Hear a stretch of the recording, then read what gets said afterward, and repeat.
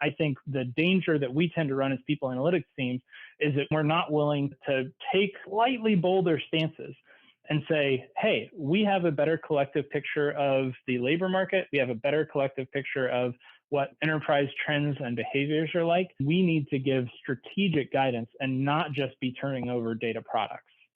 Don't conduct your analysis in isolation, because data is so incredibly powerful. Not defending just the tribe, but defending the organization. Those creative people that you really want to keep empowered, keep excited, keep motivated, keep thinking. A good experience pays dividends down the line. Stereotypes tend to break down in proximity. Welcome to We're Only Human, a podcast about human resources, business, technology, and the workplace. My name is Ben Eubanks, your host, and I'm so glad you're here.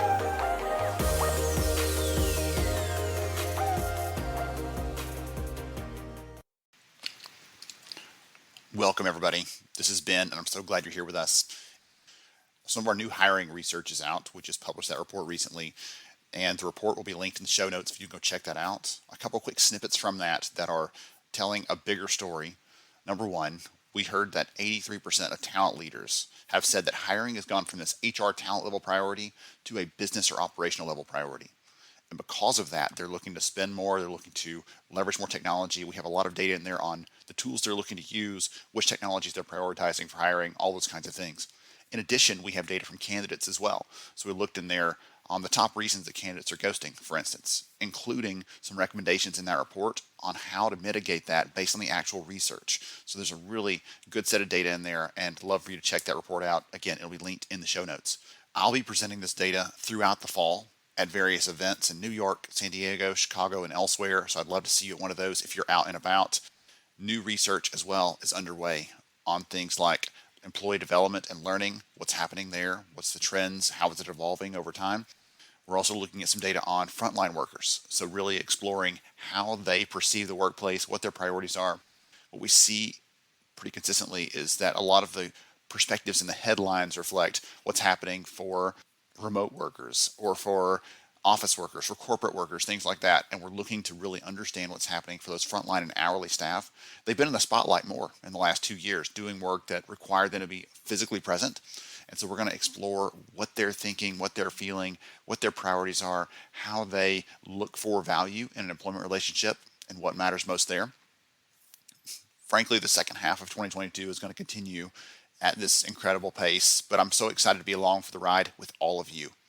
So today's discussion here on the podcast is with Zach Frank, who heads up People Analytics and AI for Aramark, a company with approximately 280,000 employees globally. And he and his team are doing some incredible work on really leveraging data to tell better stories. And so Zach and I are going to talk about the importance of analytics. We'll talk about what it takes to leverage them well in the business. And we'll also dive into his thoughts on how people teams can have more impact. It's going to be a great discussion. Before we get to today's episode, a quick word from our sponsor. Today's episode is supported by Workplace from Meta. Everybody's talking about the metaverse these days, right? But Workplace from Meta is different. The clue is in the name. Workplace is a business communication tool. It uses features like instant messaging, video calls to help people share information on a day-to-day basis. Think Facebook, but for your company. It's part of Meta's vision for the future of work, a future in which your job isn't just something you do, but something that you truly experience. A future in which we'll feel more present, all together, connected and productive. Start your journey into the future of work at workplace.com/future. That's workplace.com/future. And now let's jump into the conversation with Zach Frank for today's episode. I'm really excited because I had the chance to meet today's guest virtually a few months back, and we were both on a panel together, sharing ideas, things like that. And the more he talked, the more I wanted to listen because he had some really good insights and ideas. And so I invited him to come on and share with us today. So I have Zach Frank with us. He's going to dive into conversations around technology and automation and AI and all those kinds of things that all of you know I care about. But we're gonna get some good perspectives and expertise from outside my little bubble and hear from someone who's knee deep in this every day. So Zach, welcome to the show. Glad to have you. Ben, thanks. And thanks for that great intro. Absolutely. Now you got to live up to it, my friend. So good luck. Yeah. Yeah, I should have been looking at the downside. Oh yes. The higher you are, the farther you have to fall. So the easiest question is the first one. So take a minute, tell us a little more about who you are and what you do, please. Yeah, I'm Zach Frank. Live in Nashville, Tennessee with my awesome family. I do people analytics for a company called Aramark, which is a pretty large food and facility services vendor. I have a background that ranges into other types of data and analytics and also goes a lot into operations and automation. Worked in cross data analytics, automation, and technology in logistics, in healthcare, in operations, and now in two different specific industry settings around retail, services, and manufacturing. So I've been very fortunate to see a lot of different things and do a lot of things wrong and learn a lot. I tell everybody the things that I do well, I did wrong the first time. So I love hearing that from you. So just, hey, this is Yeah. we, especially Yeah, it is beyond true. especially in the world of analytics. I was going to ask you like why that of everything, but I think that's part of it is I want to try things. I want to ask hard questions, and sometimes you don't get the answer, but sometimes you blow things out of the water because you do get the answer, and it's a surprising one. And so I don't want to put words in Yeah, your mouth. Why yeah. that? Yeah, very well. So I think some of it goes to I'm just a naturally curious person. And so whenever I was working in jobs that were further away from analytics, I would always just want to know, oh, how's that doing? What's the data on that? I wonder how many people do that versus don't do that. And so then I also really enjoyed the technical aspects in terms of data engineering and things like that, and actually getting in and playing with data and finding those answers for myself. So the combination of those things led to, as I got more opportunities to move closer and closer to that space, I have, and I've been very grateful for it. Okay. It's so this wasn't like a childhood dream. I want to be a numbers nerd when I grow up. It just was this. It was just No, a actually gradual progression. completely the opposite. I almost failed my Excel class in college because I was planning on going into like nonprofit management and thought, oh, I have no need of this, which even in itself was not correct and was dumb and immature of me. But looking at where I am now, I thought this was very far away from the dream that I thought I had. But I love this work and would have to be dragged kicking and screaming away from it. Well, I don't remember I told you this when we connected previously, but my father-in-law worked at Aramark for I think 20, 25 years and retired from Oh my there. God. So yes, it might be a name that not everybody out there hears the name and knows what it is, but he drove the truck right every day. And so I know Yeah. exactly I know some of the work well that they do and got to see him do that for the first years that I knew him personally. So that was fun.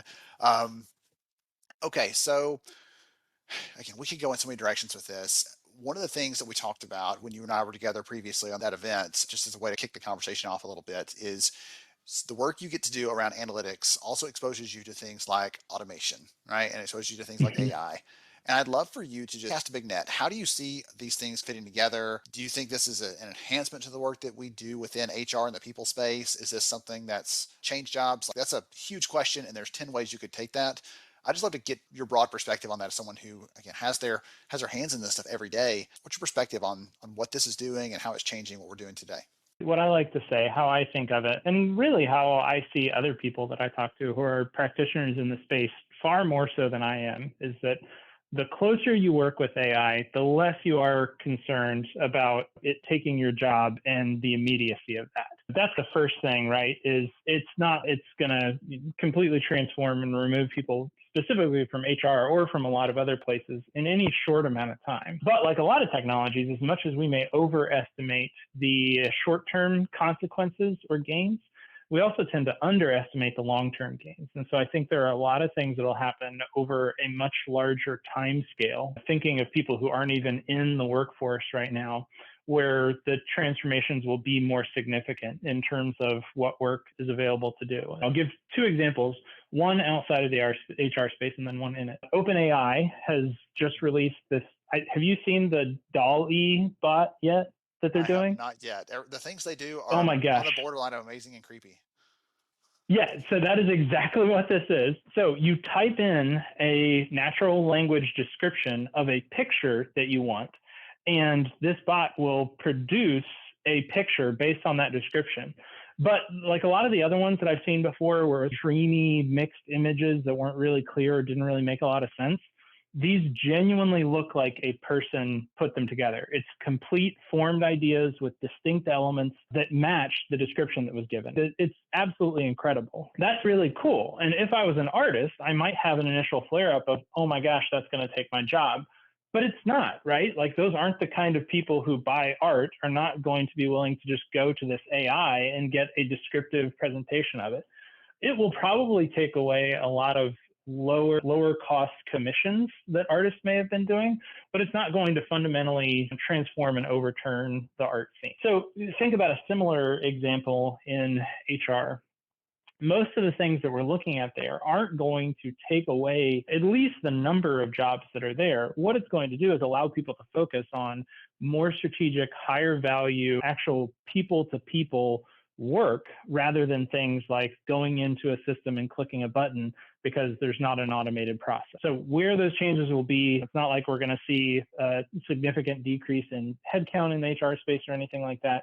It's going to be more interesting work that is out there and needs done. It's just nobody can get to it right now because the I-9s have to be filed. Wow, goodness. And everyone out there shivered and had chills down their spine when you said the word I-9 just now. Yeah, sorry, that was probably a little too severe. I should have used goodness. less intense language. I'm sorry. We needed the content warning or whatever in advance of that. One of the things that is interesting to me is I've been having this conversation, it sounds like you have as well, on this, hey, it's going to be taking some of this work that we're doing and allowing us to be freed up to do more valuable stuff.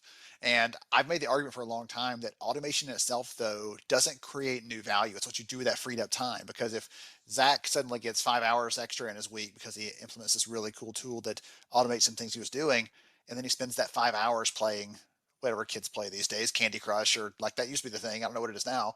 Farmville, that takes me way back. But if they're not doing those things, that's not creating new value. Automation didn't do anything. It's what we then spend that time on. So if we're focusing on building a better strategy or developing a culture that really aligns with what we want our business to look like in the future and those kinds of things, we can get to those things. And that's what really pumps me up about it. That's why I talk about it, I write about it. It's not for its own sake, but for that sort of thing, because I know that you have had this love of analytics and it's drawn you in. I have this love of making work more meaningful for people. And even that includes all of us who do HR related work day to day, as sometimes our work paradoxically is feels the least meaningful because we're just churning away at I-9s and other kinds of stuff like you're talking about there and not doing anything that feels significant. So that's what it really pumps me up about these things, is it truly does enable that. We have some really fun data that back that up from our study last year. And there's one of the things that also factors into this is the fact that right now, the number of job postings, the companies looking to hire HR people is multiples higher than what they expected to be based on projected growth, because companies are saying, wait a minute, suddenly we realized that investing in people might make them actually stick around. Suddenly, surprise. Now we've got to do something with them. Yes. And so they're trying to hire more HR people when they can find them. And there's a shortage of recruiters. I would imagine there's probably going to be a shortage of HR people if there isn't already, just because companies are trying to hire them faster than they can be created.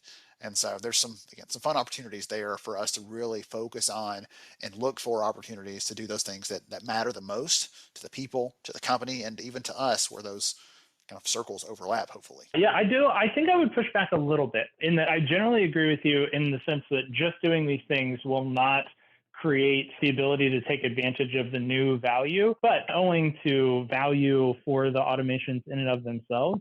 I will say that in a lot of places, what you are getting, or what you can get, is processes that are faster, more accurate, and in some cases allow you to provide services that you're not able to today. So something like staying in better touch with candidates or with employees when they ask a question by automating some of your interaction services with an interaction bot or something like that. So yeah, the attaching and going after that higher value work is not automatic, but I do think there is inherent good in a lot of the automations that are out there on the table.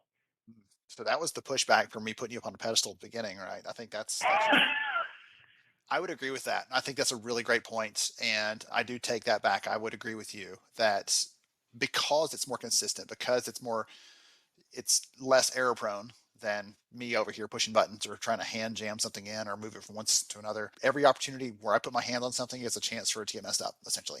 And so absolutely. Now, on the flip side, you're completely right in that new space, that new time that you have does not automatically create value. That you are 100% correct. All right, we're back on the friend turf now. So yeah, good. All right, recovered. I like it. Okay, goodness. Okay, I was worried there for a minute. So those out there listening, I would imagine that you, based on your interest, your natural inclination, your curiosity, you have started marching down this path. And you said it earlier, like this, there's no chance of this taking over our jobs right now, but I would imagine you started looking at ways to add automation into different processes. And we talked about that in an abstract sense so far. Yes, it can be done, and yes, it does add value. But for the people listening into this, these other HR leaders that are thinking, that sounds interesting, but it also sounds like a really tough nut to crack. Where would you recommend that they start thinking about, look in this area? This is a red flag for a place that is prone to automation. You should lean in there, or that's an example of something that you should probably not try to because it's going to cost too much, or it's going to take too much of the human out, or right, are there other kind of boundaries on either end of this is a good example, this is a bad example for things that we should be looking to automate? Yeah, I think there are lots of good examples. I think somebody who's in that place, one of the first things that I would say is take a breath. Like, there is a lot more that's there, and you don't have to do everything all at once, and you don't have to go for the most advanced and incredible solution. You know what things are frustrating about your job, what things are frustrating about HR and people management at your company. So start there. Start with the use cases that you're aware of, and then start looking at the tools that you have available to you. So a great example of this, I have a very skilled, very incredible team. My team members are terrific. There was one of them who had been manually running a report for about a year and a half. And we were talking about it one day, and I just pushed back hoping I had done this at some point before, but said something about, I just can't believe that can't be automated from the system. And so they went in and looked at the system again and discovered, oh my gosh, I don't know if it was always here, but there's a scheduling tool that's here now. And so that was a task that could be automated. And when we talk about AI, because we have these grand ideas of like general artificial intelligence, we tend not to think about lower form aspects of that, like basic automation. And so that's kind of this perfect example of, there was a current friction that someone was aware of in their work. And they looked at the tools that they had that were available to them and said, oh, you know what? I can automate this. I can make this easier. I can make this faster. I can let the computer do it so that I can do other things. And I know that it's done correctly. Start there. Start with where your frictions are, and look at the technologies that are around you.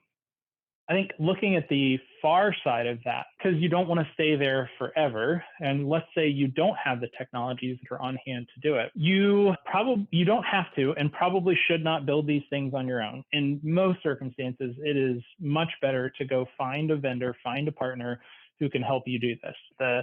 Even the companies that we think of as having more in-house resources, both from a financial perspective, a tech perspective, a skills perspective, a lot of them specifically in the HR space still will go out and work with vendors just because there's so much more value there. So you think about something like choosing the right candidate. So there was a major computer parts manufacturer who definitely has this kind of skilling, has all kinds of data scientists, has access to these incredible mainframes and all these things like this.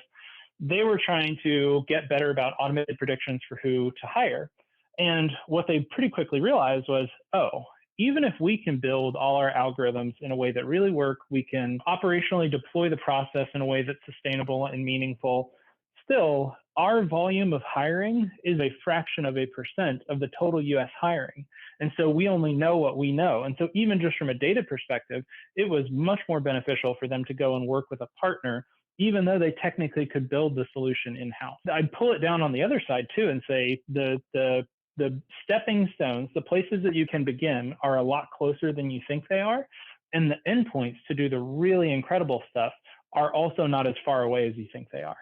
I'm taking notes over here because I think there's so many good points on this. And I love taking you back to something super simple, super easy, right? Running a report or doing one of those things that we do every week, every day on a regular basis that maybe we don't have to do it the same way. I remember hearing this phenomenal story from one of the companies we work with that had worked with, I want to say American Airlines, on some of their reporting and stuff. And they said they started watching them, kind of doing a little bit of a time study almost, the old time studies, where they're looking at what are you doing day to day that we could take off your plate. And they found that every single Monday they're running the same report on employee leave or something like that. And so they said, okay, from now on, because you've done that for the last 6 weeks, every single week, you're doing this over and over again. So next week when you come in, we're going to have that sitting in your inbox automatically. And you get to double check it and hit a button, and it goes out to the 3 people you've been sending it to every other week to report out on. And after you've done that for a few weeks, if you're happy with that, we'll just automatically start pulling it and sending it to all those people on your behalf, because they've got some actions to take. It kicks off certain workflows, all that other stuff. And they said it got to the point where they're saying, okay, at first they were a little worried. They were a little concerned, like you talked about earlier. Like, what is this really going to do for me if this is doing part of my job?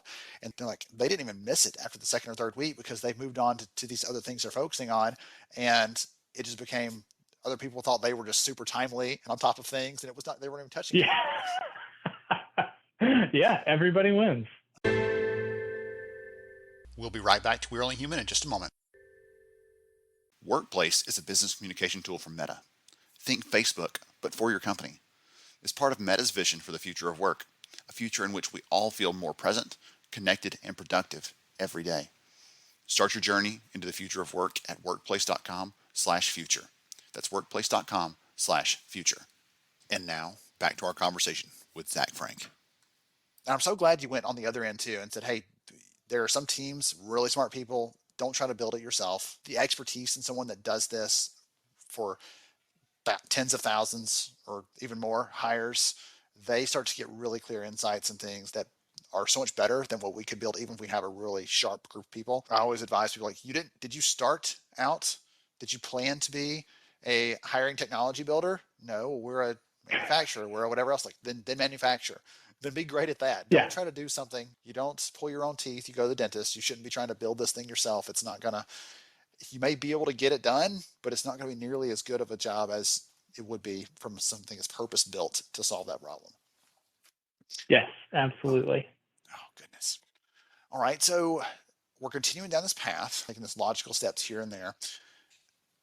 You have the benefit, you've already shared some stories both within your 4 walls and outside that you picked up from conversations with other peers probably in the space.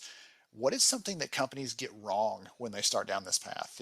You just gave us kind of an example probably there of don't try to build it. I think that's a good example, but is there anything else they get wrong when it comes to whether it's broader analytics or some of this automation stuff we're talking about here, either one of those areas? I think it's difficult to overstate the importance of not just that you don't have to build it in-house, but you probably shouldn't. So I think people may think, oh, no, I think we can take it on. And I would push back there that I think there are a lot of good reasons not to do it, but it's actually far more of a detriment and a danger to try and do a lot of these things in-house than it is to find a partner. Now, I do want to clarify that is on the more technical and more advanced side. So if you're looking at things like RPA is probably right on the line in terms of, yeah, you could probably do that in-house, might be helpful to find a partner.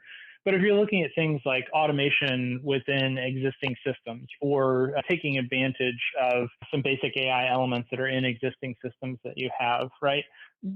Yeah, sure. Go and do that as confident as you feel internally with your teams and skills and capabilities.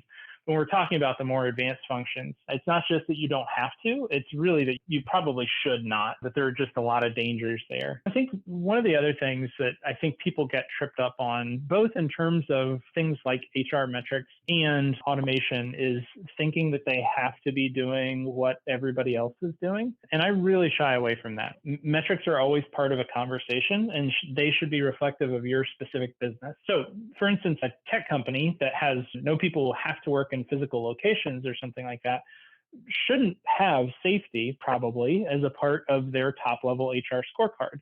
But if you've got a company that runs manufacturing facilities, you probably should have safety as a part of your top level people scorecard.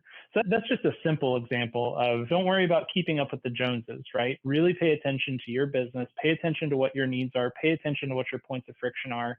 And whether it's developing metrics or it's working on automation, build solutions that speak to that and help get your specific business where it needs to go, to the specific places that it needs to go.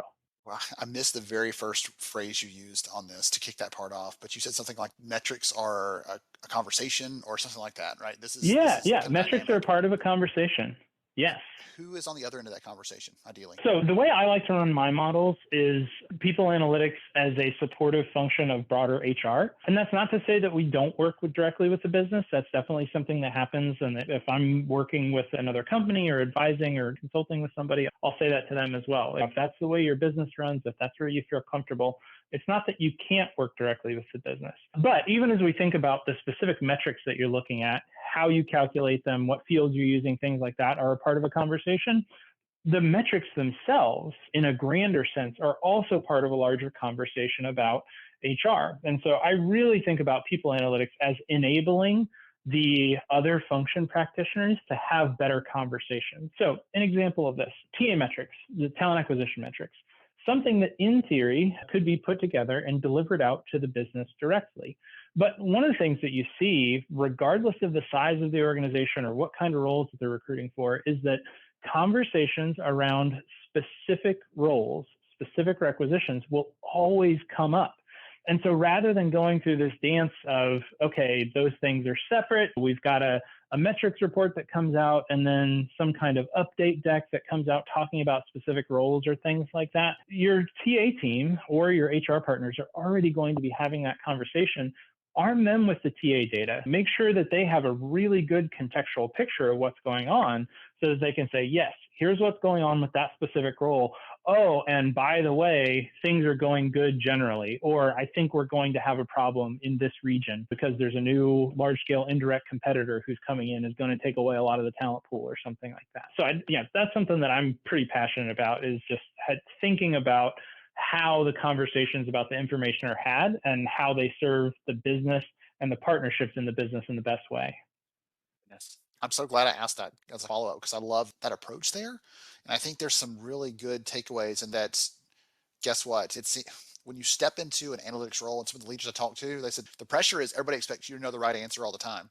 And sometimes you're not close enough to it. I can pull the data, but someone else that's closer to the problem will may need to translate that into what this looks like in terms of practical outcomes and help me to figure that piece out, because you can't know all the things all the time. That's just not, it's not meant to be that way.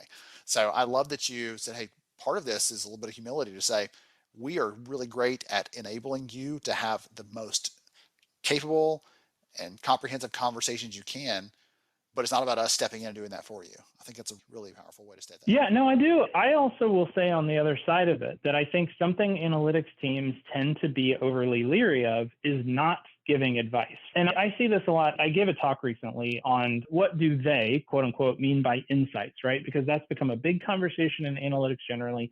And specifically in people analytics, there's this big push to talking about insights. And I think there's a lot of things to it. I think there's a lot of different pieces, but I think one of them is that people analytics teams specifically, as part of analytics teams more broadly, have been overly cautious about providing insights and speaking into that gray space.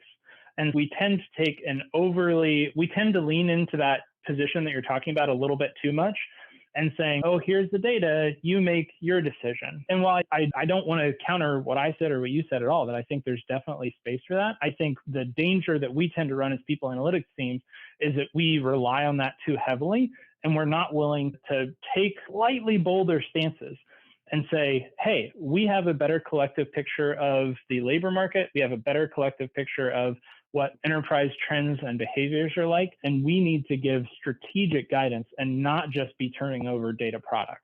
Had a microphone to drop, that'd be the time to drop it right there. Goodness, that's so good. That is so good.